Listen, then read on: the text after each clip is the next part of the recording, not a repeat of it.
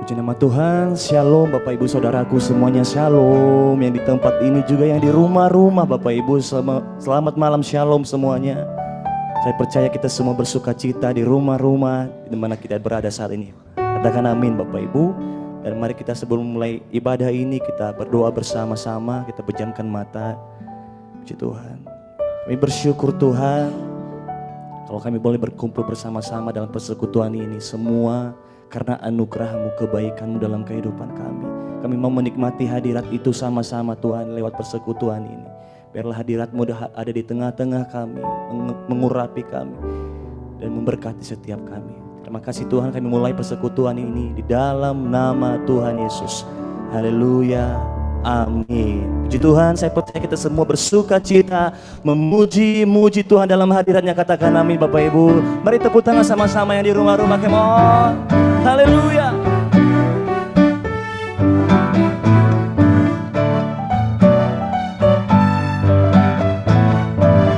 Mari terima sukacita surga sama-sama. Katakan, terima sukacita surga, itulah kekuatan bagi jiwa. Ku dapat rasakan kasih-Nya di tengah badai yang bergelora. Terima sukacita surga, itulah kekuatan bagi jiwa. Ku dapat saksikan kuasa-Nya, taklukkan badai yang bergelora. Haleluya,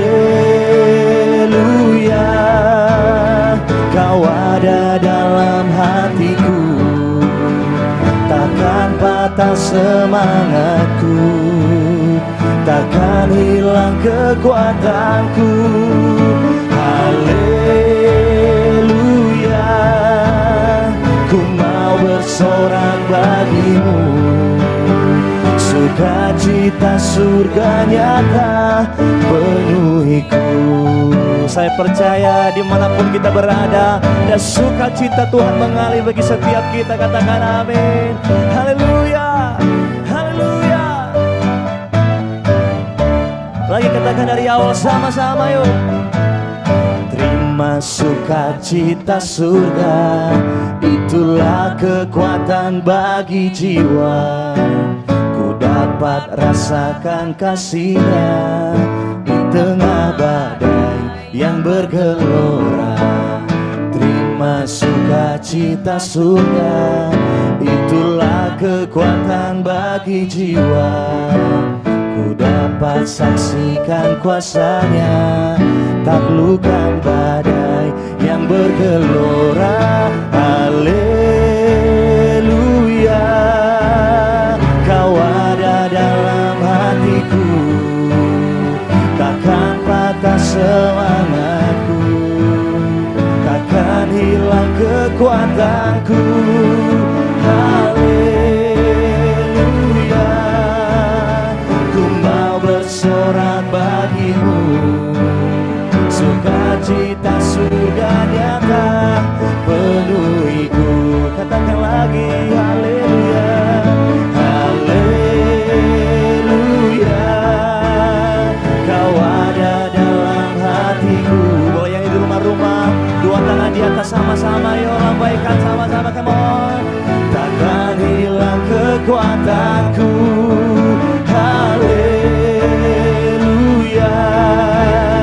ku mau bersorak bagimu, sukacita surga nyata penuhiku. Lebih lagi sama-sama katakan haleluya,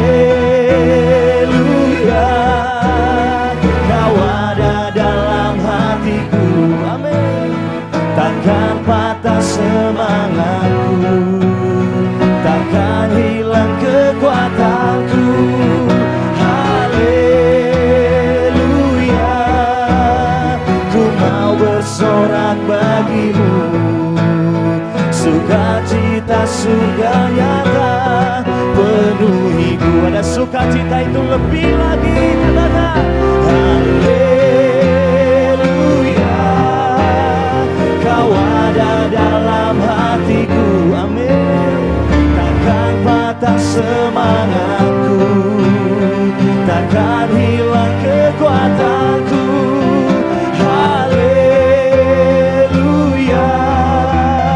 ku mau bersorak bagimu, sukacita surga nyata penuhiku. Sukacita, sukacita surga nyata penuhiku. Katakan lagi, sukacita surga nyata penuhiku.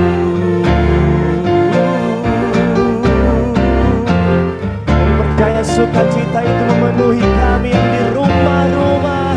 Haleluya. Tepuk tangan sama-sama sekali lagi bagi Allah kita yang memberikan kita sukacita. Haleluya, haleluya. Puji Tuhan, kami terus berada dalam hadirat-Mu ya Tuhan, menemukan sukacita itu dalam hadirat-Mu, terus mengejar hadirat-Mu ya Tuhan hari-hari ini. Sebab Kau yang layak kami sembah, Kau layak kami puji selama-lamanya Tuhan. Terima kasih Tuhan. Kami buka hati kami sama-sama sembah Engkau. Kami sembah nama-Mu ya Tuhan, kami puji nama-Mu, kami sembah selamanya.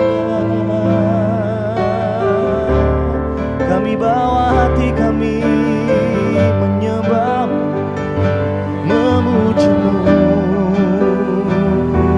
Allah satu-satunya sumber kekuatan kami. Haleluya, haleluya, haleluya.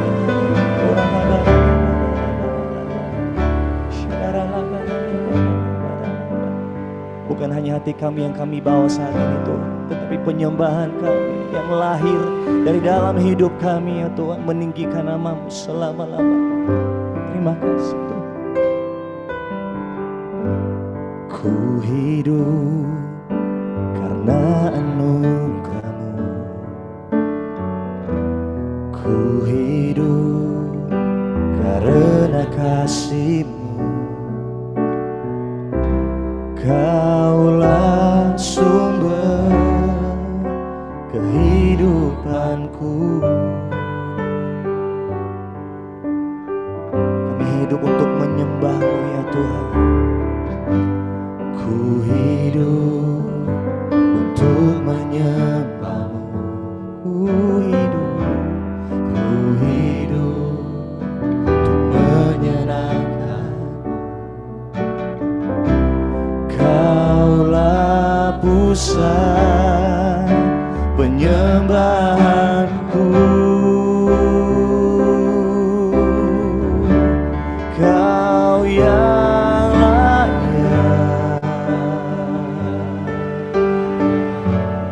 Kau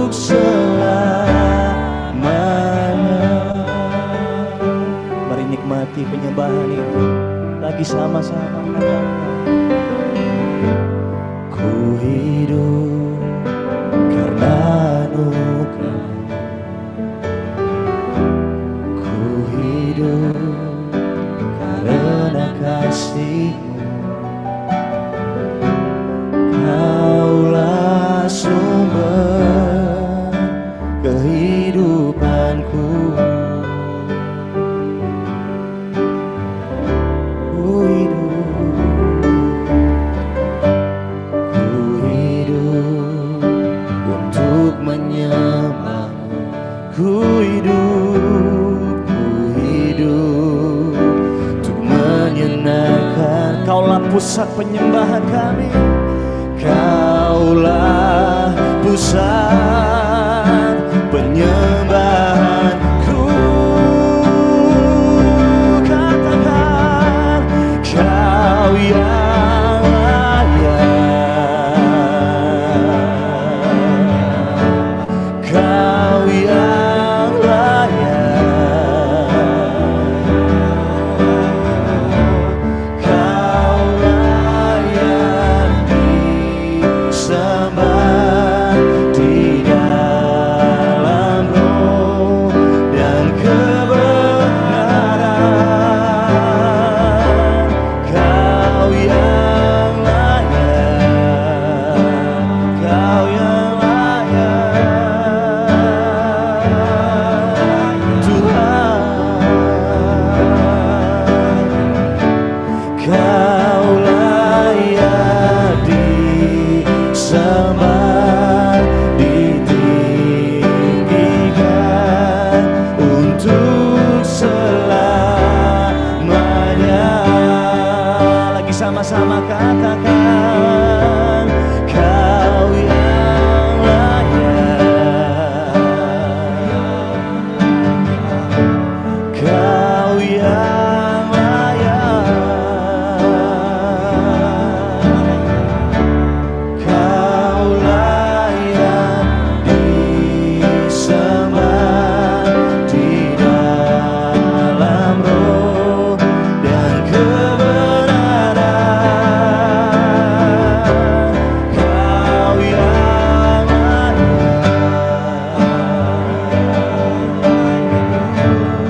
Kau yang layak,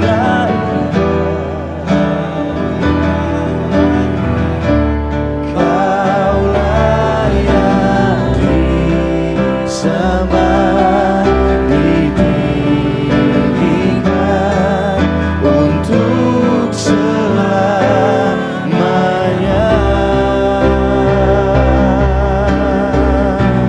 Mari buka hati kita sama-sama mulai sembah Dia. Kau layak Tuhan selama-lamanya, ditinggikan, dimuliakan. Kau layak Tuhan, kami sembah nama-Mu, sebab Kau layak diagungkan di atas segalanya.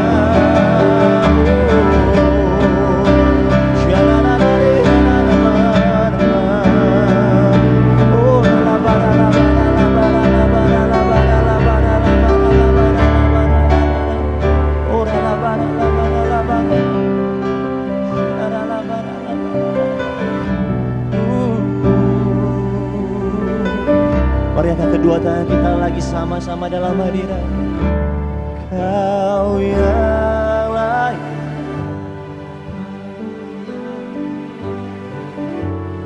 Kau yang layak,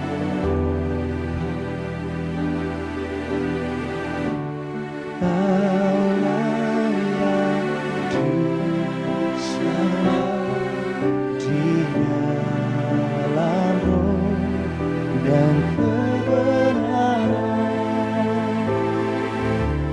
Kau yang layak selamanya, Kau yang layak, Kau layak disembah, ditinggikan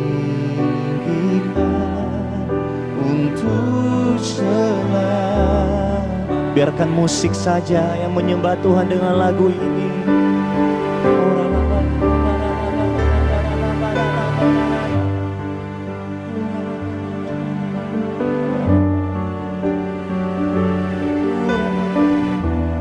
Kami hanya mau menikmati kasih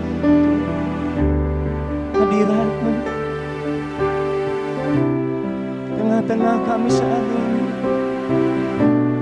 di tengah-tengah pujian penyembahan kami, untuk kami meninggikan nama-Mu ya Tuhan. Selama-lamanya.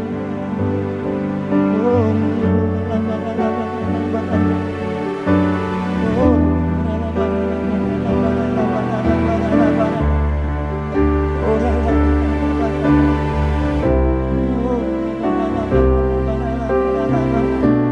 lagi sama-sama dalam hadirannya.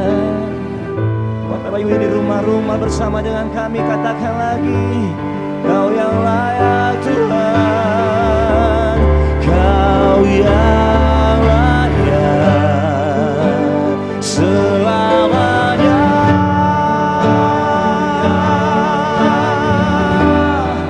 Kau layak Tuhan, Kau layak disembah di dalam-Mu dan kebenaran mulai saat ini sampai selamanya. Kau yang layak selamanya, Kau yang layak, Kau layak disembah, ditinggikan untuk selamanya.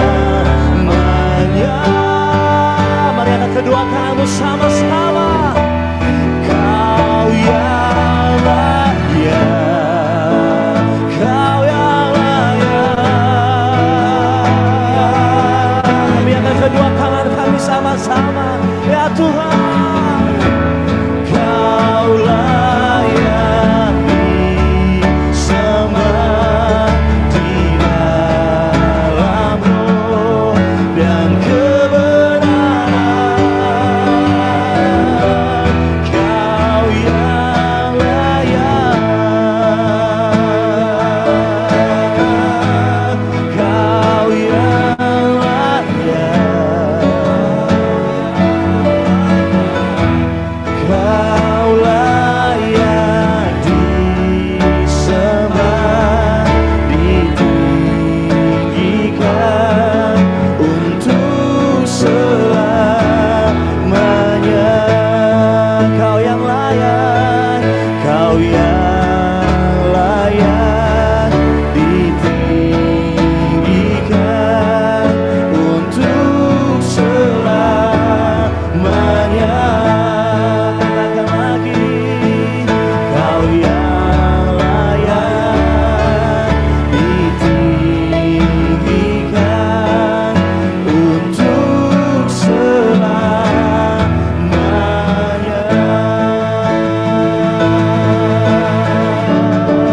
Berikan tepuk tangan sorak-sorai. Mari buka hati kita sama-sama sembah Dia. Oh,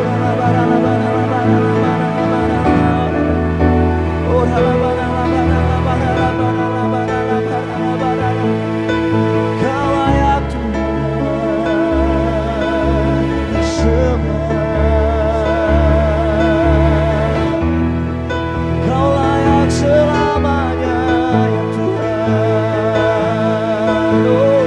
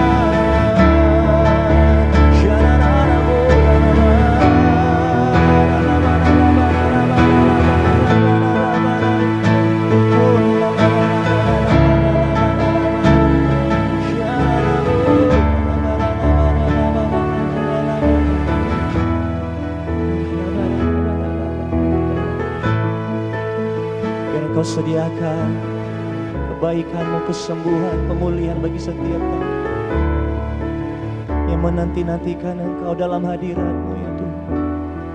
Sebab kesukaan kami hanya untuk menyembah-Mu selama-lamanya, membawa hati yang menyembah, hati yang melayani Engkau, Raja di atas segala raja.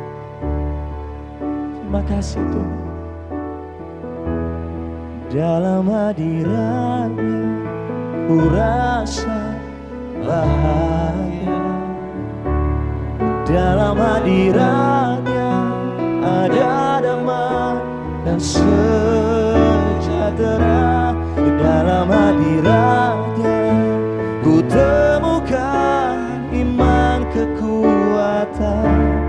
Dalam hadirat-Nya ku temukan kasih-Nya.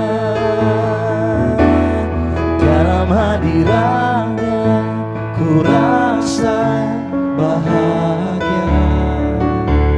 Dalam hadirat-Nya ada damai dan sejahtera. Dalam hadirat-Nya ku temukan iman kekuatan. Dalam hadirat-Nya ku temukan kasih-Nya. Lagi sama-sama. Dalam hadirat-Nya ku rasa bahagia. Amin. Dalam hadirat-Nya ada damai dan sejahtera. Dalam hadirat-Nya ku temukan iman kekuatan. Dalam hadirat-Nya ku temukan kasih-Nya. Dalam hadirat-Mu ya Tuhan, katakan. Dalam hadirat-Nya ku rasa bahagia. Dalam hadirat-Nya ada damai dan sejahtera. Dalam hadirat-Nya ku temukan iman kekuatan. Dalam hadirat-Nya ku temukan. Sekali lagi sama-sama katakan. Dalam hadirat-Nya ku rasa bahagia. Dalam hadirat-Nya ada damai dan sejahtera. Dalam hadirat-Nya ku temukan iman kekuatan. Dalam hadirat-Nya ku temukan. Dalam hadirat-Nya ku temukan. Dalam hadirat-Nya ku temukan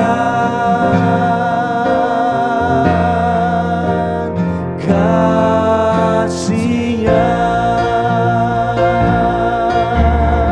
Katakan, Yesus Kau ajaib di hidupku. Jiwaku selalu kan memuji-Mu.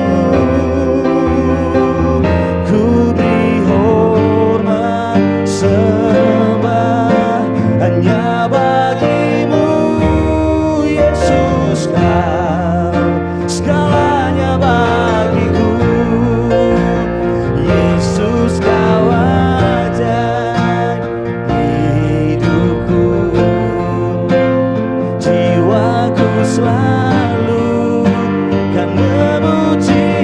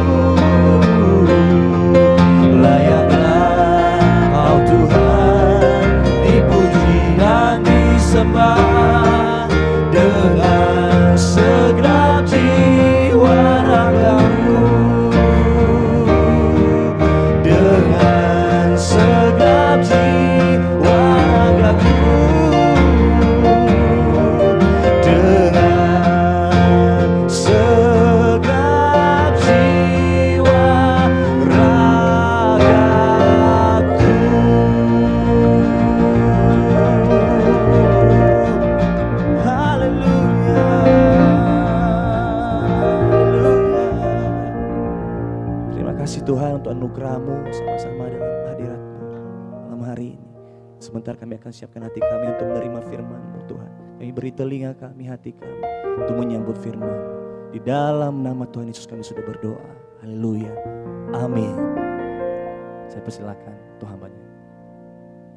Puji Tuhan. Shalom Bapak Ibu yang dikasih Tuhan. Kami percaya, kita semua percaya bahwa di hari-hari ini banyak sekali saya bertemu dengan orang-orang yang sepertinya kehilangan pengharapan, baik itu dalam banyak hal, baik itu menghadapi penyakit, masalah rumah tangga, khususnya juga masalah ekonomi. Ingatlah bahwa kehidupan kita di sini hanya sementara. Kita harus saling menguatkan dan saling percaya bahwa penyertaan Tuhan itu yang selalu kalau kita bicara misalnya kita katakan tenang aja Tuhan menyertai engkau. Biasanya kita akan mengatakan amin. Tapi mungkin kita tidak mengerti inti daripada penyertaan Tuhan itu sendiri, dan apa yang Tuhan lakukan itu semuanya untuk mendatangkan kebaikan bagi kita juga mungkin kita tidak paham. Ada sebuah contoh firman yang sungguh dahsyat di Yohanes pasal yang ke-11.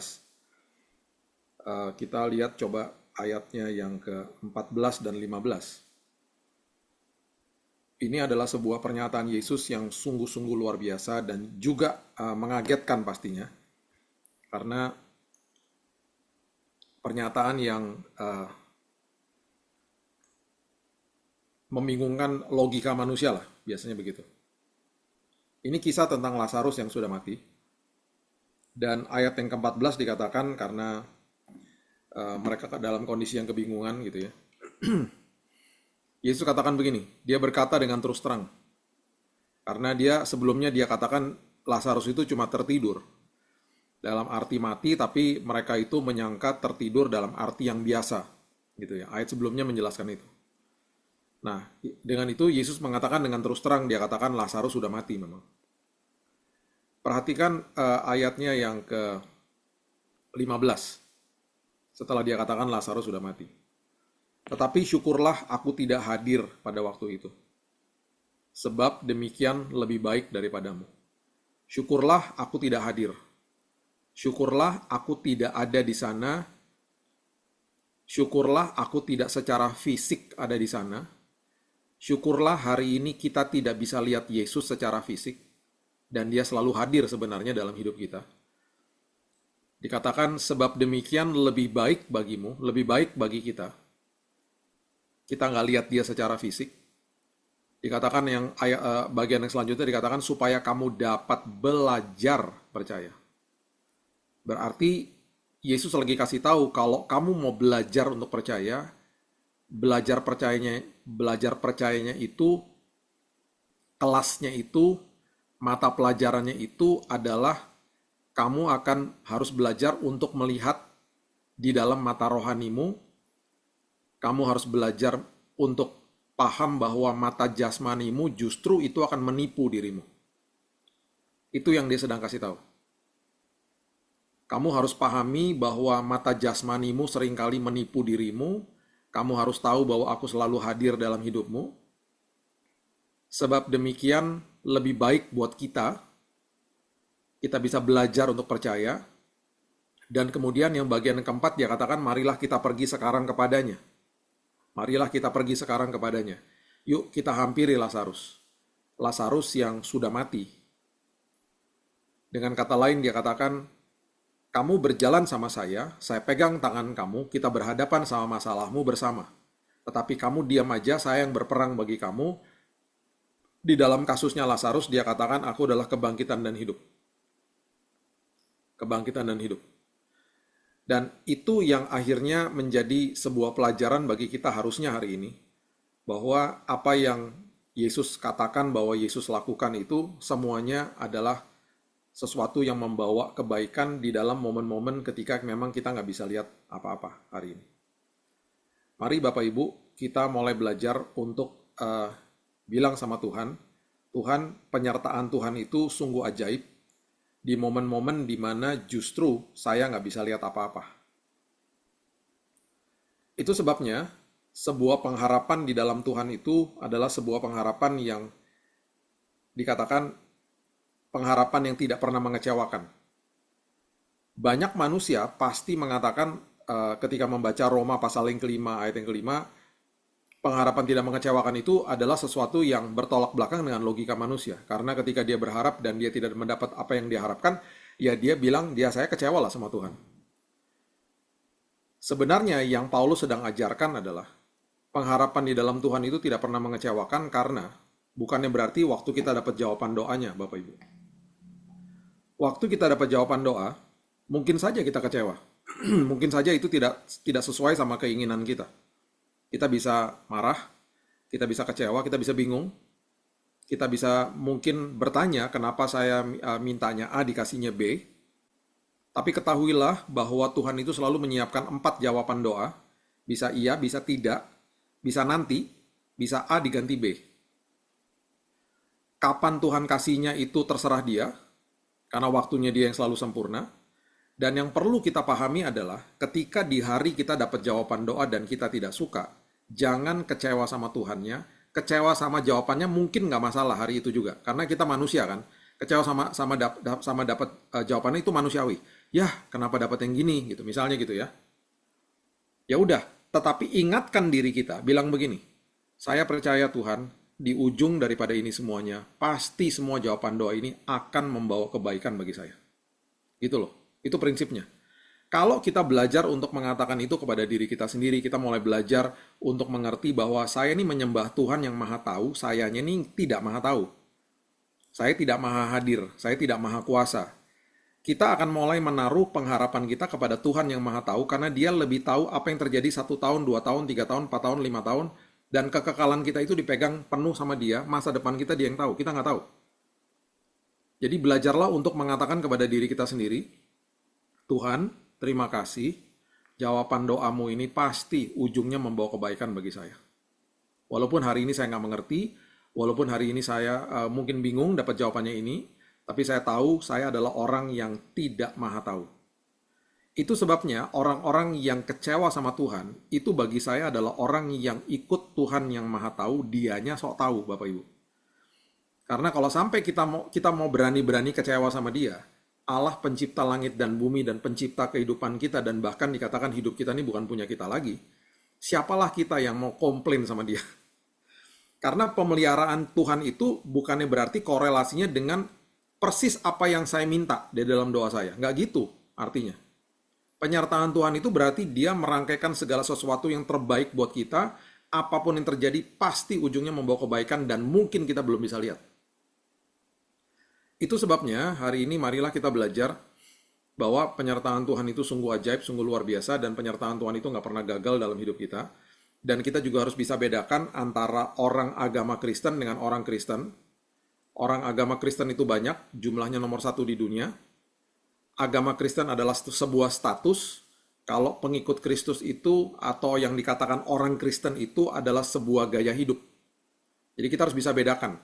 Agama, kalau orang tanya, kamu agamanya apa? Saya agamanya Kristen. Itu status. Itu bukan gaya hidup. Gaya hidup adalah ketika kita katakan saya orang Kristen. Kristen adalah pengikut Kristus. Pengikut Kristus itu berarti saya mengerti dan terus belajar jalan-jalannya dia. Dan saya belajar terus setiap hari untuk diingatkan sama firman-Nya.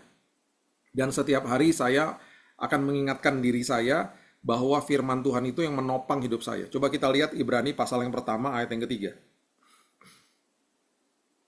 Ibrani pasal yang pertama ayat yang ketiga. Dengan jelas firman Tuhan katakan begini. Ia adalah cahaya kemuliaan Allah dan gambar wujud Allah dan menopang segala yang ada dengan firman-Nya yang penuh kekuasaan. Dia menopang segala yang ada dengan firman-Nya yang penuh kekuasaan. Berarti hanya firman yang bisa menopang kehidupan. Berarti hanya firman yang merupakan fondasi daripada kehidupan. Berarti hanya firman yang bisa membebaskan, melegakan, dan bisa membuat kehidupan kita yang tadinya seolah-olah udah nggak ada jawaban, akhirnya memiliki sebuah pengharapan karena kita tahu ada firman yang menopang hidup. Kenapa saya katakan firman itu penting? Karena firman itu adalah makanan buat roh sama jiwa kita. Bapak Ibu, kalau misalnya hari ini, malam ini misalnya belum makan malam, dan biasanya makan malam, setelah selesai ibadah ini, akan mencari makan malam. Karena makanan itu adalah sebuah makan dan minum itu adalah sebuah gaya hidup. Bapak Ibu nggak akan lupa karena Bapak Ibu akan mencari makanan, mencari minuman, nggak ada yang suruh kita nyari sendiri. Nggak ada makanan di rumah kita akan cari keluar makanan. Atau kita akan buat telur misalnya atau buat indomie. Karena lapar, perutnya nagih. Kerongkongannya nagih untuk minum. Haus nih saya gitu. Karena nagihnya dari dalam. Berarti apa? Itu sebuah lifestyle, gaya hidup. Tapi banyak orang yang belum melakukan pembacaan firman, pendengaran firman, merenungkan firman, memperkatakan firman, dan melakukan firman itu sebuah gaya hidup. Masih levelnya keharusan. Dan itu yang bahaya. Padahal Alkitab dengan jelas mengatakan firman itu yang menopang hidupnya manusia. Kita akhirnya tidak sadar bahwa kehidupan kita ini yang diciptakan oleh firman, ya, kita kalau lihat di sekitar kanan kiri kita, semua tubuh-tubuh yang ada dari tubuh manusia diciptakan oleh firman, semua alam semesta diciptakan oleh firman, semua benda-benda yang ada, semua bahan dasarnya sudah ada diletakkan sama Tuhan di bawah kandungan bumi atau di atas permukaan bumi. Semuanya udah ada, manusia menemukan unsur-unsur ini, manusia kemudian menyatukan menjadi sebuah furnitur kayu misalnya, menjadi sebuah prosesor HP misalnya. Semua elemen-elemen ini sudah diberikan sama Tuhan di kandungan bumi. Sudah ada di permukaan bumi bahkan. Dan kemudian manusia menemukan dan kemudian manusia membuat sebuah benda-benda. Jadi apa? Semuanya diciptakan sama firman. Nah, kalau saya makan kemarin untuk jasmani saya, untuk tubuh saya, dan saya kemudian dikuatkan kemarin, saya harus makan lagi hari ini supaya saya kuat lagi tubuh saya dan saya bisa beraktivitas dan ada energi karena saya makan lagi hari ini. Tetapi ironisnya banyak orang Kristen yang udah baca firman kemarin, hari ini nggak baca, dan dianggap enteng aja, lebih penting sosmed yang diabsorpsi masuk ke dalam mata dan telinga, padahal itu adalah pintu gerbang hatinya. Nah, mulut kita itu adalah pintu gerbang buat tubuh kita, toh. Kita juga hati-hati, kita juga belajar juga, oke ini makanan enak, ini makanan sehat, ini makanan tidak baik. Masalahnya, banyak dari kita tidak menjaga mata sama telinga yang adalah pintu gerbang hati. Dan kita akhirnya tidak makan makanan rohani yang benar, kita dimasukin sama hal-hal yang lain, dan akhirnya ketika ada sebuah masalah, yang timbul adalah penyakit di dalam roh sama jiwa kita akhirnya. Jiwanya nggak sehat, pikirannya nggak sehat, cara berpikirnya nggak sehat, dan itu yang terjadi akhirnya.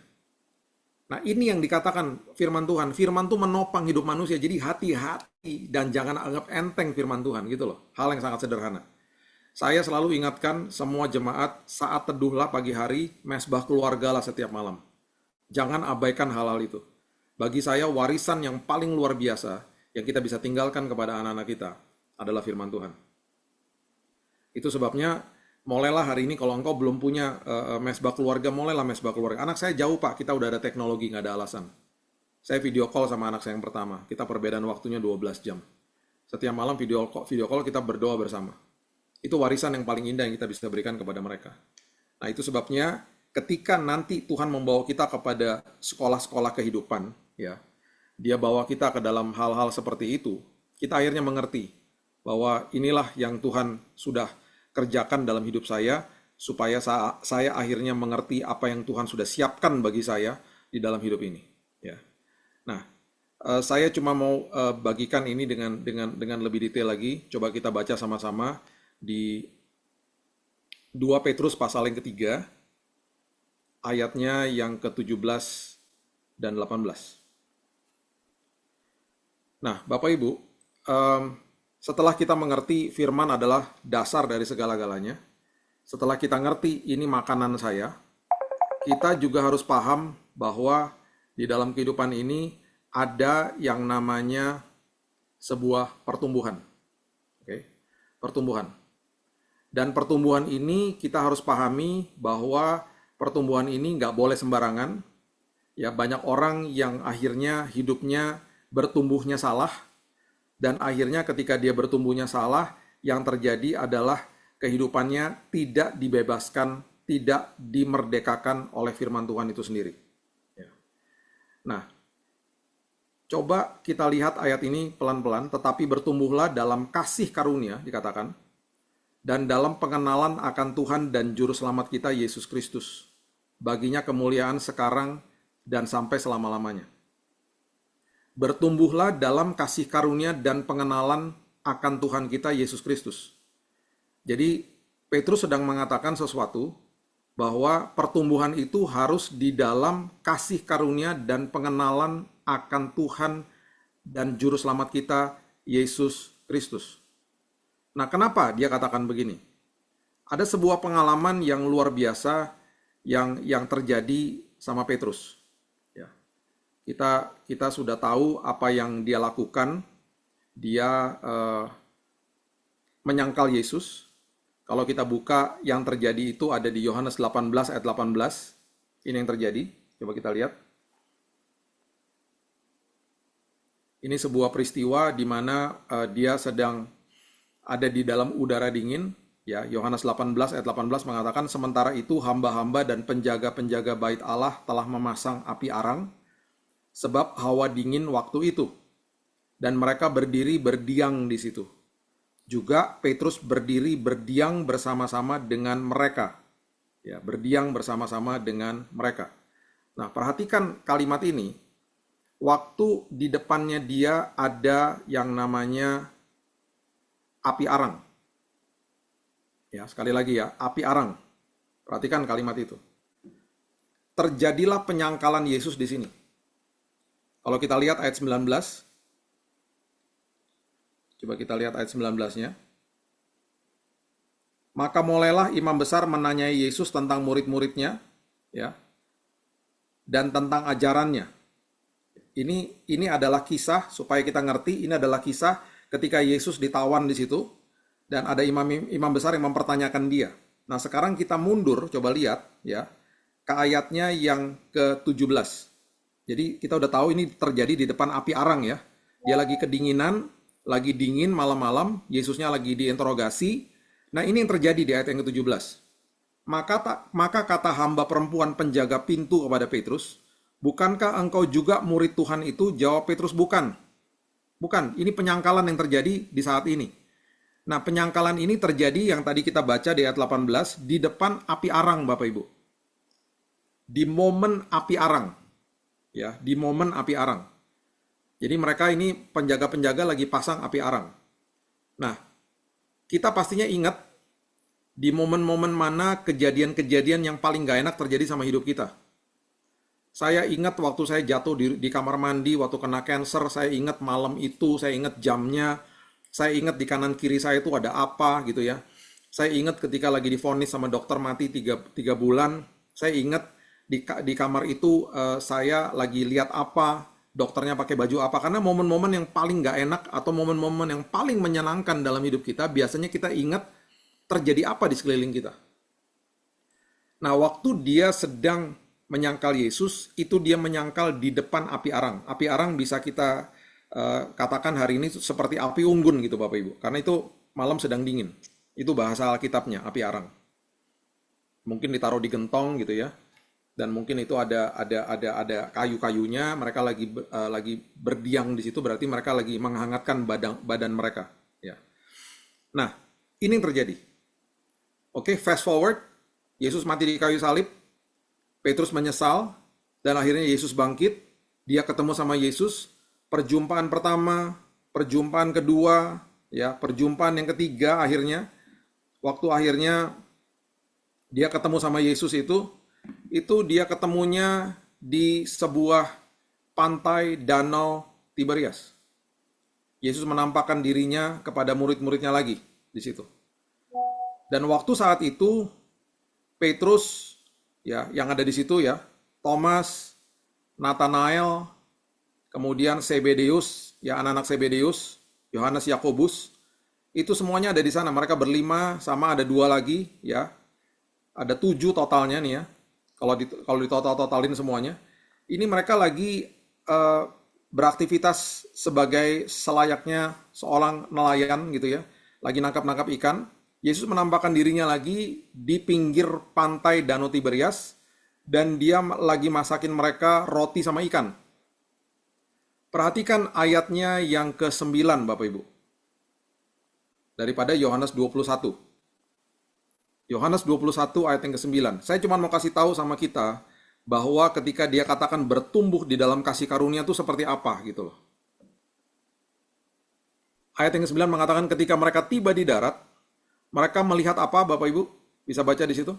Api arang. Dan di atasnya ada ikan dan roti. Kata Yesus kepada mereka, ayat yang kedua, ayat yang ke-10, bawalah beberapa ikan yang baru kamu tangkap itu. Ayat 11 dikatakan, ya Yohanes 21 ayat yang ke-11, Simon Petrus naik ke perahu lalu menghela jala ke darat penuh ikan-ikan besar, 153 ekor banyaknya, sungguh pun sebanyak itu jala itu tidak koyak. Oke, ini adalah gambaran waktu Yesus lagi masakin mereka breakfast pagi-pagi di atas api arang. Sekarang coba kita pikirkan baik-baik. Momen ketika kita terjadi sesuatu yang gak enak sama kita. Ketika saya masuk ke rumah sakit hari ini, membesuk orang sakit misalnya, itu bau rumah sakit itu mengingatkan saya kepada momen ketika dokter memvonis saya mati. Karena itu yang saya cium. Itu namanya momen api arang. Sesuatu momen ketika terjadi di mana kita bisa ingat sesuatu yang buruk terjadi atau sesuatu yang paling menyenangkan terjadi, the highlights atau the lowlights dari hidup kita. Kita biasanya juga merasakan sebuah traumatic experience. Kita aduh trauma nih, aku jangan lewat jalan itu deh. Aku nggak suka lewat jalan. Kenapa? Karena dulu aku pernah kecelakaan di situ misalnya. Itu momen api arang namanya. Ketika kita mau lewat jalan itu, kita bilang, aduh nggak mau lewat jalan situ gitu misalnya. Aku masih belum pulih dari penglihatan atau dari pengalaman yang dulu misalnya. Nah, itu namanya momen-momen api arang. Momen api arang itu terjadi juga misalnya kita lagi kumpul sama teman-teman, kita lagi bercanda-bercanda, kita lagi senang-senang, tiba-tiba salah satu teman kita itu menyatakan atau mengeluarkan kalimat yang lucu-lucu sebenarnya, tetapi menyinggung perasaan kita karena tiba-tiba dia mengeluarkan kata-kata yang membuat kita teringat sama orang yang menyakiti hati kita dengan kata-kata itu misalnya. Itu namanya momen api arang. Pasti pernah terjadi sama kita. Nah, Yohanes, penulis kitab Yohanes, murid Yesus, yang selalu mengatakan dirinya itu murid yang dikasihinya. Dia adalah satu-satunya murid yang selalu fokus sama kasihnya Tuhan kepada dia, bukan kepada kasihnya kepada Tuhan. Petrus justru sebaliknya.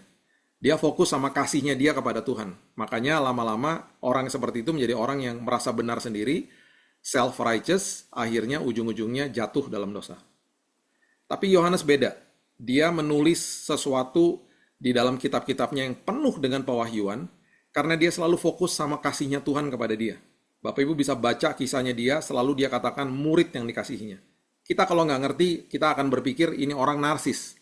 Bukan Bapak Ibu, dia sedang fokus sama kasihnya Tuhan kepada dia. Itu sebabnya waktu Yesus mengatakan bahwa sebentar akan ada murid yang menjual dia, bahkan Petrus pun bertanya sama Yohanes, siapa sih orangnya?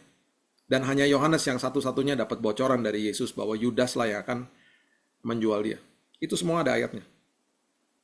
Yohanes adalah satu-satunya murid yang karena dia sudah terima yang terbaik dari Tuhan, karena dia fokus kepada kasihnya Tuhan kepada dia akhirnya nggak usah disuruh, dia memberikan yang terbaik dari hidupnya. Dia satu-satunya murid yang berdiri di depan kayu salib. Dengan risiko ditangkap dan dibunuh juga. Itu sebabnya orang yang fokus sama kasihnya Tuhan kepada dia, orang seperti ini justru akhirnya mendapatkan pewahyuan yang berbeda dengan yang lain. Makanya kitabnya Yohanes berbeda Bapak Ibu. Dia adalah kitab Injil yang tidak sinoptik. Tidak seperti Matius, Markus, dan Lukas. Dia menulis sesuatu yang tidak pernah dimulai dengan kelahiran Yesus. Dia mulai sesuatu kalimat dengan sesuatu yang terjadi sebelum Kejadian 1 ayat 1. Pada mulanya adalah firman. Kok bisa dapat pewahyuan seperti itu? Nah itulah Yohanes. Nah, Yohanes adalah juga murid yang menceritakan tentang temannya si Petrus ketika dia menulis ini, dan dia tulis kata api arang di situ karena dia lagi kasih tahu sama kita ini adalah kedua momen ketika Petrus diingatkan sama Yesus akan perbuatannya dia sebenarnya. Jadi waktu Yesus masakin roti sama ikan gitu ya, dia pasti ada rasa gini nih, dek, aduh, api arang lagi. Dia pasti teringat, dan itu pasti disengaja, dan itu ditulis sama Yohanes, dan mungkin Yohanes waktu lagi nulis ini sambil senyum dia. Karena dia tahu temannya Petrus ini akhirnya menerima sebuah hal yang dia tidak pernah pikirkan sebelumnya. Momen api arang, itu adalah momen kembali yang saya katakan tadi, teringat sama masa lalu, teringat sama sebuah traumatik, hal-hal yang traumatik, hal-hal yang tidak enak terjadi. Dan waktu Yesus masakin itu, kita mungkin bisa pikirkan menyelami perasaan Petrus, mungkin dia katakan begini, aduh ini udah ketemu berapa kali dia nggak pernah loh nyinggung-nyinggung, aku menyangkal dia, nggak pernah ada dialog berdua. Aduh dia mau ngomong apa ya, api arang lagi nih, dia masakin aku di api arang, kayaknya seolah-olah dia lagi disinggung gitu loh sama Yesus. Ini kisah sungguh indah, ini adalah hidden gem di dalam Alkitab kita, yang ditulis sama temannya sendiri yaitu Yohanes. Dan Yohanes kemudian melanjutkan Yohanes 21, nanti Bapak Ibu bisa baca sendiri di rumah. Dimulai dari ayat yang ke-15 sampai ayat yang ke-19. Disitulah dialog pertama kali terjadi. Setelah seolah-olah Yesus itu kayak ngingetin dia tentang momen api arang. Dia tidak pernah mengungkit. Dia tidak pernah nyala-nyalahin Petrus. Dia cuma tanya 3 kali, kamu tuh sayang gak sih sama saya? That's it. Do you love me? Saya percaya ya, Petrus itu menjawab dengan tangisan, dengan air mata. Dan Yesus juga 3 kali katakan begini, gembalakan domba-dombaku. Dengan kata lain, Yesus tuh ngomong gini, saya tahu kamu tuh orangnya pemberani. Dan saya tahu you got caught up in a moment. Saya tahu kamu waktu itu kalap, kamu ketakutan mungkin. Dan kamu melakukan kesalahan. Dia gak pernah ungkit. Dia gak pernah tuduh. Dia gak pernah hakimi. Dia gak pernah hukum. Dia cuma bilang, kamu sayang gak sih sama saya? Yesus cuma mau lihat hatinya dia. Dan dia bilang, kamu tuh punya potensi hebat. Gembalakan domba-dombaku. Bapak Ibu, Petrus menjungkir balikan dunia dengan Injil. Dia menjadi salah satu pilar daripada gereja mula-mula. Dan kemudian, waktu dia mati, dia katakan kepada pemerintahan Nero di sebuah buku sejarah, dia katakan, salibkan saya terbalik. Karena saya tidak layak disalibkan seperti guru saya. Itu pembuluh darahnya pecah, Bapak Ibu. Dan dia masih berteriak kepada prajurit pemerintahan Nero, terima Yesuslah sebagai juru selamat. Itu sebabnya dia tulis, apa yang dia tulis yang barusan kita baca, bertumbuhlah di dalam kasih karunia. Kalau kamu nggak bertumbuh di dalam kasih karunia, kalau kamu nggak ngerti betapa dahsyatnya dia sayang sama kamu nggak akan bisa bertumbuh akhirnya hidupmu. Pertama, kamu harus terima firman, kamu jadikan itu makanan hidupmu setiap hari, itu adalah nafas hidupmu. Kemudian kamu bertumbuh di dalamnya dan ingat, kamu cari, kamu lihat semua pelajarannya Yesus dan kamu harus paham bahwa kamu harus bertumbuh, grow in grace, di dalam pengenalan akan Tuhan. Bukan pengenalan atas agama Kristen, bukan. Bukan pengenalan akan aturan sinode, bukan. Bukan pengenalan akan aturan denominasi, bukan. Itu hanya dihormati aja. Bukan dijadikan kultus kehidupan, bukan. Agama Kristen di dalam, jadi gini, agama itu adalah sebuah kepercayaan yang dilembagakan. Orang percaya sama Yesus dilembagakan jadi agama Kristen. Di dalam agama Kristen terjadi lagi perselisihan, timbullah kemudian denominasi yang dilembagakan, denominasi dilembagakan jadi namanya sinode. Kita mungkin datang dari sinode yang berbeda-beda, tata ibadah yang berbeda-beda. Dan suka menggelitik hati saya ketika orang masih mengkultuskan hal-hal tersebut. Hormati Bapak Ibu, hormati agama Kristen, hormati sinode, denominasi, aturan-aturannya ikuti, karena itu adalah organisasi yang memang kita hidup di dalamnya, dan kita harus patuh ya, kepada aturan-aturannya, betul. Tapi jangan mencibir orang lain, jangan banding-bandingin dengan yang lain, jangan katakan bahwa saya lebih baik daripada kamu, dan lain sebagainya. Kalau kita baca kitab Hagai, dikatakan yang berikutnya akan lebih megah daripada yang sebelumnya. Yesus lagi katakan, atau itu nubuatan yang diberikan kepada Nabi Hagai, bahwa yang datang berikutnya itu lebih megah, berarti bait Roh Kudus yang adalah tubuh kita itu lebih megah daripada gedungnya sebenarnya. Itu yang terjadi hari ini. Dan itu sebabnya kalau kita mengerti bahwa kita, Petrus katakan grow in grace, kita akhirnya harus juga paham begini. Firman Tuhan itu mengandung paradoks. Paradoks artinya bertentangan dengan logika manusia, Bapak Ibu. Dan semua firman-firman itu ketika dibagikan itu karena bertolak belakang dengan logika manusia. Ketika kita tidak mau memahami dan kita menolak untuk memahami firman Tuhan jadi kebodohan bagi kita. Coba lihat, ada ayat yang sangat jelas di 1 Korintus 2 ayat 14. 1 Korintus pasal yang kedua ayat yang ke-14 mengatakan begini. Manusia duniawi tidak menerima apa yang berasal dari roh Allah, karena hal itu baginya adalah suatu kebodohan. Dan ia tidak dapat memahaminya, ya, sebab hal itu hanya dapat dinilai secara rohani. Ya.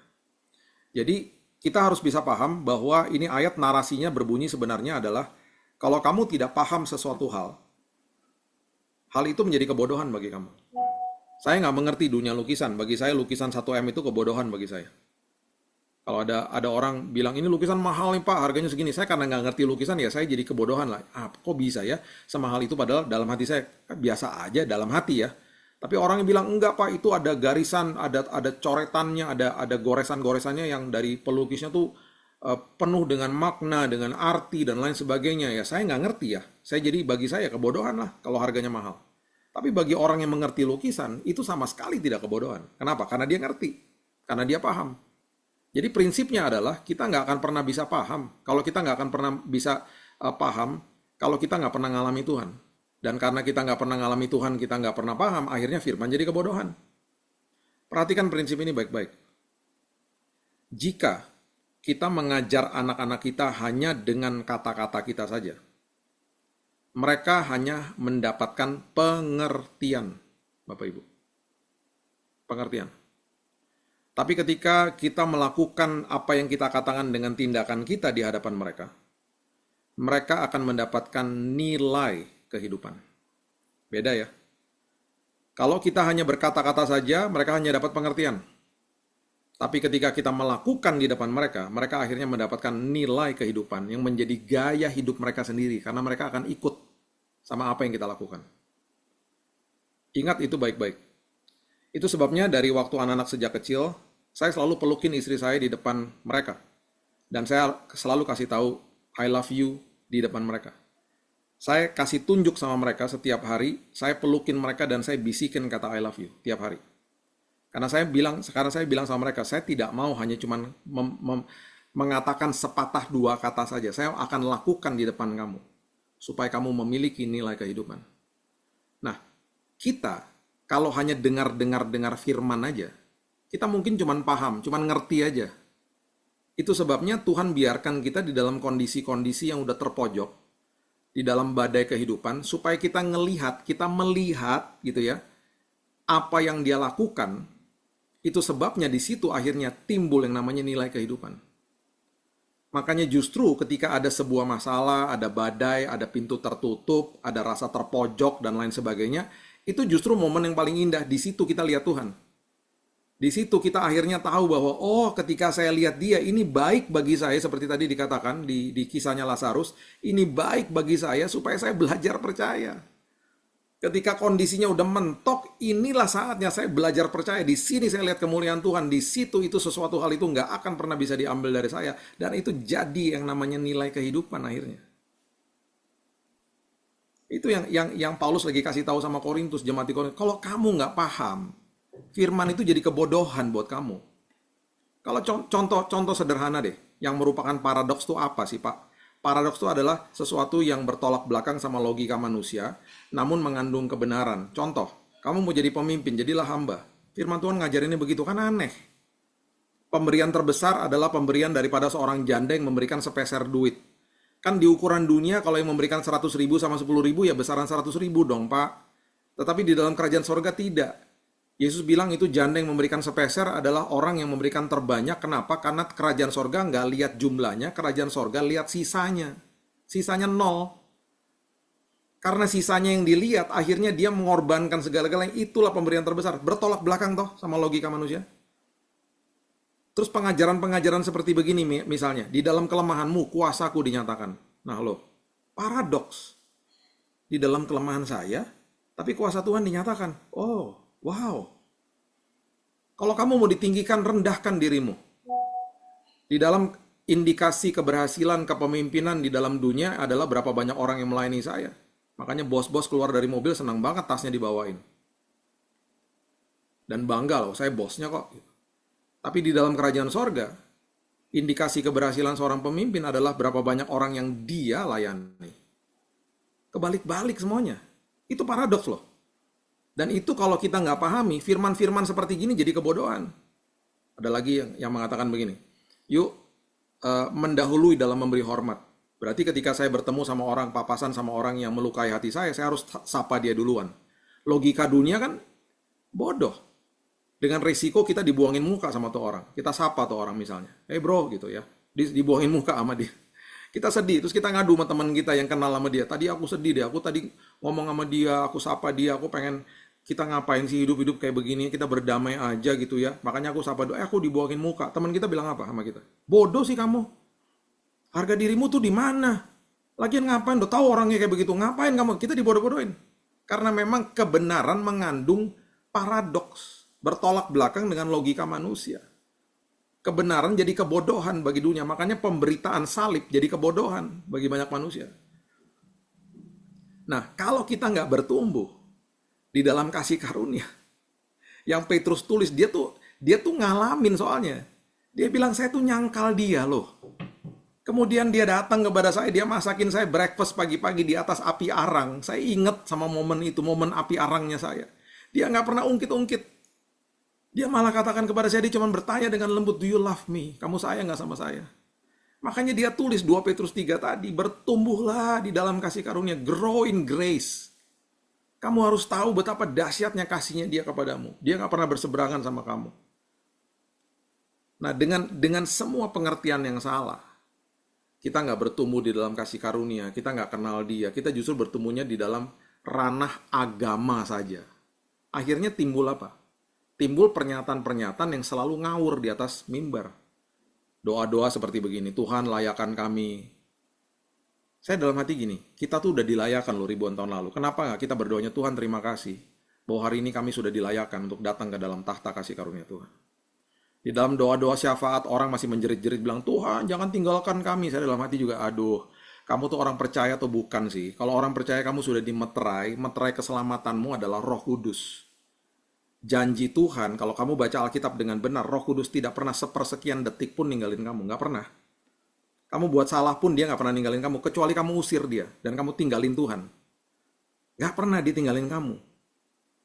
Ini akhirnya menjadi sebuah narasi-narasi, doa-doa yang salah, karena akhirnya tidak ngerti, tidak ada yang dia katakan bertumbuh dalam kasih karunia, dan dalam pengenalan akan Tuhan. Jadi malam hari ini saya cuma mau kuatkan dan ingatkan kita saja. Dan juga kalau saya ngomong gini juga ingetin diri saya juga ya. Saya juga manusia, sama aja kok. Bahwa pertama, firman itu yang menopang hidup manusia. Jangan anggap enteng firman Tuhan. Masuklah ke dalam level yang namanya gaya hidup, lifestyle. Ya. Saya dedikasikan diri saya selama 5 tahun terakhir untuk menulis renungan harian. Dan itu nggak mudah. Ada di YouTube saya, setiap hari itu ada tulisan. Dan kemudian kami dari awal tahun sudah membuatkan videonya untuk jemaat 5-7 menit, di mana jemaat bisa nonton video, kalau nggak suka baca bisa nonton videonya. Saya akan siapkan sebanyak-banyaknya, saya akan dedikasikan hidup saya untuk jemaat, untuk pemberitaan firman terjadi di mana-mana. Karena sekarang zamannya sosmed, dan Indonesia menempati urutan pertama orang-orang yang ada di depan sosmed terbanyak di dunia. Ini berarti juga kesempatan bagi saya untuk membagikan firman kebenaran kepada banyak orang. Banyak yang bertobat. Saya udah mendengar banyak kesaksian. Yang orang dengan diam-diam bertobat. Saya udah buatkan tulisannya, saya buatkan videonya 5-7 menit di pagi hari, itu udah pasti ada di pagi hari. Ada renungan singkat 5-7 menit ya, dan ada doa untuk mulai hari. Dan bulan Juni kemarin kami sudah launching bukunya juga, Kingdom Daily Devotion, 365 hari renungan harian. Tahun depan kita akan keluarkan volume 2-nya dan seterusnya dan seterusnya. Dan akan terus bergulir. Setiap tahun kita akan keluarkan volume-volume yang baru. Supaya ini jadi pegangan makanan rohani. Istilahnya ginilah, saya jadi chefnya deh. Saya yang ngumpulin ingredients-nya, bahan-bahannya, saya suguhkan sebuah makanan. Saya akan dedikasikan diri saya untuk itu. Dan momen-momen yang sulit betul adalah ketika traveling, ketika lagi hari Minggu, di mana jadwal padat, harus tetap nulis, dan itu dedikasi menulis itu kan berarti tiap hari. Dan itu nggak mudah. Tapi nggak apa-apa, saya tahu bahwa ini betapa pentingnya ketika saya membaca itu 5 tahun lalu, firman itu menopang, saya bilang Tuhan, oke Tuhan. Saya mau Tuhan ambil bagian dalam hal ini, walaupun sulit. Dan kemudian seperti saya katakan tadi, yuk masuk ke dalam gaya hidup yang benar. Jangan baca firman, mendengarkan firman itu sebagai keharusan lagi. Harus masuk gaya hidup. Keharusan itu pasti kita capek, lupa, berontak. Sama seperti anak kecil. Semua diharuskan.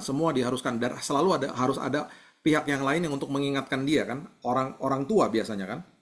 Ayo nak, gosok gigi nak. Ayo nak, belajar nak. Ayo nak, jangan lupa makan ya nak. Diingetin terus. Itu karena levelnya keharusan. Tapi kita kan udah gak diingetin orang tua lagi. Kapan kita makan dan minum, kapan kita gosok gigi. Karena apa? Udah jadi gaya hidup kan? Tapi kenapa baca firman gak jadi gaya hidup? Kenapa kita bilang nanti aja? Jadi saya cuma mau ingatkan kita. Saat teduh pagi hari sebelum keluar dari rumahmu. Mesbah keluarga malam hari. Jangan cepet-cepet mesbah keluarganya, kalau bisa agak sedikit lama. Jadikan sebuah kelompok sel kecil gitu loh. Bahas firman, perjamuan kudus sama keluargamu. Kasih warisan itu kepada anak-anakmu firman Tuhan. Bahas, suruh mereka kasih renungan singkat gitu ya. Ajari budaya seperti itu sama hidup mereka. Lihat, engkau tidak akan pernah kehilangan mereka nanti. Mereka akan bertumbuh di dalam kasih karunia Tuhan. Ya, jadi itu aja Bapak Ibu. Saya cuma mau ingatkan kita bahwa itulah kebenaran yang hakiki dan bertumbuhlah di dalam kasih karunia. Dan kalau ada momen-momen api arang yang mengingatkan kita sama masa lalu kita, yang membuat kita rasa tertuduh, ingat ini, saya tutup dengan ini. Selalu ada dua suara. Suara iblis selalu akan bilang, dia akan serang karakter kita. Bodoh kamu. Kamu nggak layak kamu. Kamu memang gagal jadi orang. Dia akan serang karakternya. Tapi ada satu suara yang sangat lembut. Yaitu suara Roh Kudus. Dia akan bilang gini, dia nggak pernah serang karakter kita. Yang dia lakukan adalah dia kasih tahu gini, nak, yang kamu lakukan itu salah ya nak. Itu bahaya buat dirimu dan juga bahaya buat orang-orang terdekatmu. Dosa itu bahaya nak, jangan lagi ya nak. Udah gitu doang. Jadi kita harus bisa bedakan dua suara. Kalau ada suara penuduhan, suara penghakiman, suara penghukuman, bahkan suara-suara yang mengatakan kita masih ada kutuk keturunan, itu tidak ada, itu sudah diselesaikan di kayu salib dengan kata selesai, finish. Jadi kalau ada suara-suara seperti itu bukan dari Tuhan. Iblis menuduh, condemnation. Roh Kudus itu menginsafkan, bahasa Inggrisnya conviction. Dan dengan lembut, itu yang terjadi. Jadi kalau ada momen-momen api arang kita diingetin sama kesalahan-kesalahan masa lalu dan lain sebagainya, terus tiba-tiba nanti ada kejadian gak enak dalam hidup kita, jangan ngomong begini. Banyak orang Kristen masih tanya gini, salah saya apa ya Pak sampai Tuhan hukum saya? Aduh, sedih saya. Tuhan tuh gak pernah hukum kita. Tuhan gak berseberangan sama kita. Tuhan gak kayak gitu.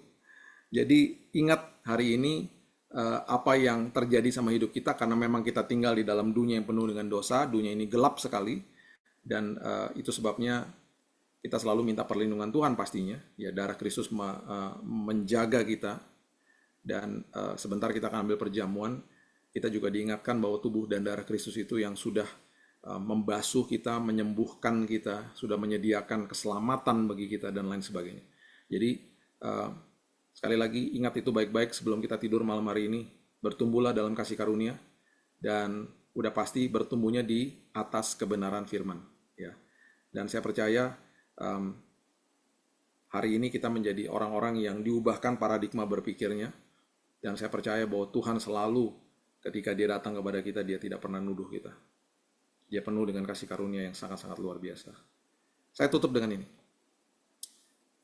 Banyak orang juga ngomong gini, kalau kamu menerima kasih karunia berarti kamu gampang buat dosa dong. Kan kamu udah diampuni. Jawaban saya sederhana. Oh, berarti kamu belum mengalami kebaikan Tuhan.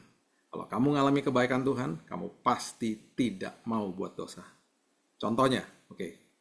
Anak saya 3 tahun lalu udah saya kasih tahu, kalau buka pintu mobil hati-hati.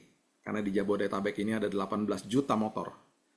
Satu hari dia nggak hati-hati, dia buka pintu mobil, diantar sama teman saya, ditabrak motor, mobil penyok.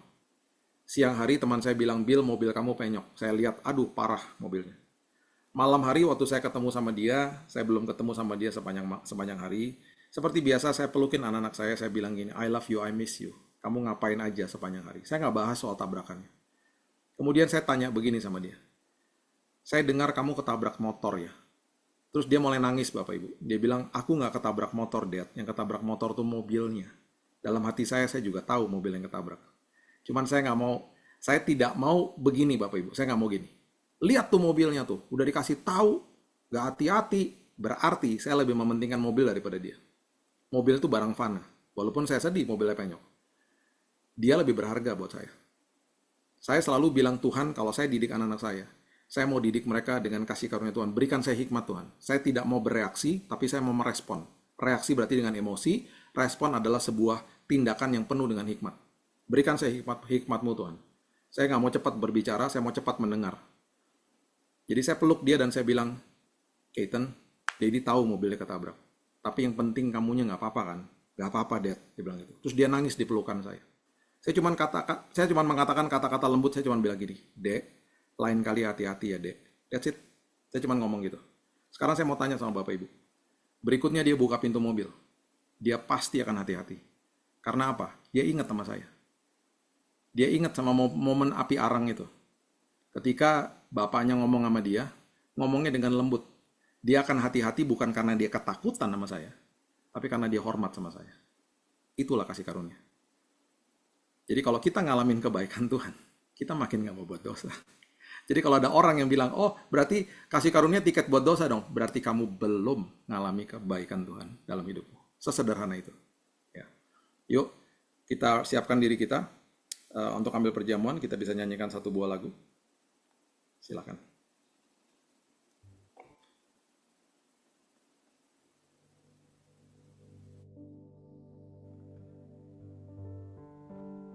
Menyembahmu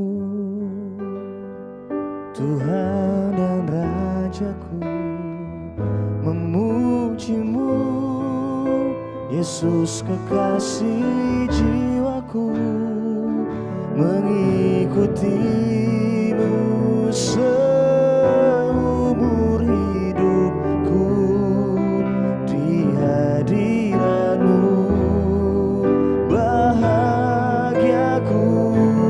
penuh. Menyembahmu Tuhan dan Rajaku, memujimu Yesus kekasih jiwaku, mengikutimu seumur hidupku, di hadiratmu bahagiaku penuh, di hadiratmu bahagiaku penuh, di hadiratmu bahagiaku penuh.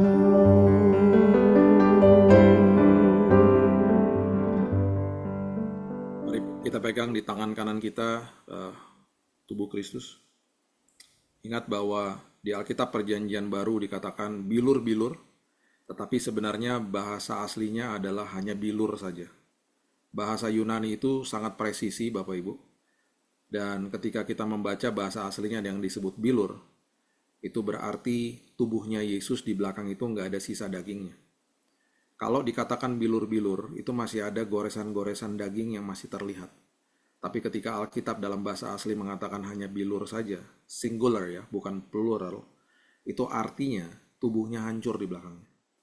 Nggak ada sisa dagingnya. Berarti tubuhnya dicabik-cabik. Untuk siapa? Untuk saudara dan saya. Siapapun yang sedang sakit hari ini, siapapun sedang lemah, Bahkan engkau sedang mendoakan keluargamu bahkan yang sedang sakit. Percayalah kesembuhan sudah disediakan di kayu salib. Dan percayalah bahwa juga hari ini kita mengalami kesehatan. Kita perlu kesehatan Bapak Ibu. Percuma kita punya segala-galanya kalau kita nggak punya kesehatan. Kita berdoa kesehatan sempurna bagi tubuh kita, juga jiwa dan roh kita juga sehat. Dan kita terus berkarya, usia panjang Tuhan karuniakan kepada setiap kita.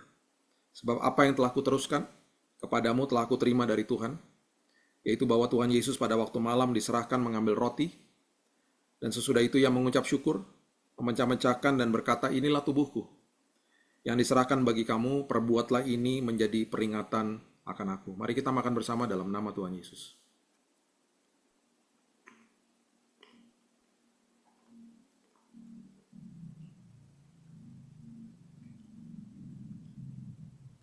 Haleluya. Haleluya. Haleluya. Tubuhmu manunggal dengan kami ya Tuhan. Dan kami percaya hari ini saat ini juga. Kami menerima kesembuhan. Kami menerima kesehatan sempurna daripada Tuhan. Dan terima kasih buat keselamatan itu Tuhan. Yang sudah Engkau karuniakan karena itu adalah pemberian terbesar bagi kehidupan kami. Tuhan, di tangan kanan kami memegang darah-Mu. Dan darah yang pertama yang tercurah di Paskah yang pertama, itu adalah darah anak domba yang dibubuhi di pintu-pintu bangsa Israel di Mesir. Dan ketika malaikat maut melihat darah anak domba di pintu-pintu bangsa Israel, malaikat maut melewatinya. Hari ini kami memiliki darah daripada anak domba Allah, yaitu Yesus Kristus Tuhan kami. Dan darah-Mu yang tercurah ini ya Tuhan, bukan sekedar membasuh dosa-dosa kami, tapi darah-Mu yang berkuasa ini juga menjaga hidup kami, menjaga tubuh kesehatan kami, keluarga kami, masa depan kami, usaha kami, pekerjaan kami, anak-anak kami, orang tua kami, pasangan kami, pernikahan kami, di dalam naungan darah-Mu yang perkasa. Demikian juga ia mengambil cawan, sesudah makan dan dia berkata, cawan ini adalah perjanjian baru yang dimeteraikan oleh darahku. Perbuatlah ini setiap kali kamu meminumnya menjadi peringatan akan aku. Mari kita minum bersama di dalam nama Tuhan Yesus. Haleluya. Haleluya. Terima kasih Tuhan. Terima kasih Yesus. Terima kasih Tuhan. Tubuh dan darah-Mu sudah manunggal dengan kami. Dan kami percaya hari ini dan selanjutnya Tuhan, Tuhan sudah mengaruniakan kasih karunia-Mu kepada kami, keselamatan yang indah itu, dan bahkan hari ini kehidupan kami berlimpah dengan kesehatan, bahkan kesembuhan yang Tuhan sudah siapkan bagi kami. Dan dari hari ini sampai selama-lamanya, bukan sekedar tubuh kami sehat saja, tapi jiwa dan roh kami juga sehat dan kuat. Untuk terus berkarya untuk Tuhan, dan untuk terus memuliakan nama-Mu. Hanya di dalam nama Tuhan Yesus, aku berdoa dan mengucap syukur, kita sama-sama katakan, amin. Saya serahkan kembali. Yorolaiwo,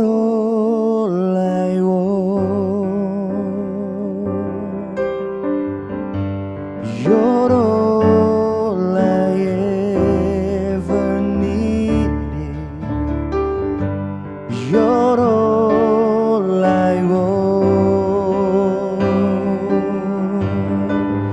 help me know you are near. Katakan lagi, Yorolaiwo, Yorolaievernide, Yorolaiwo,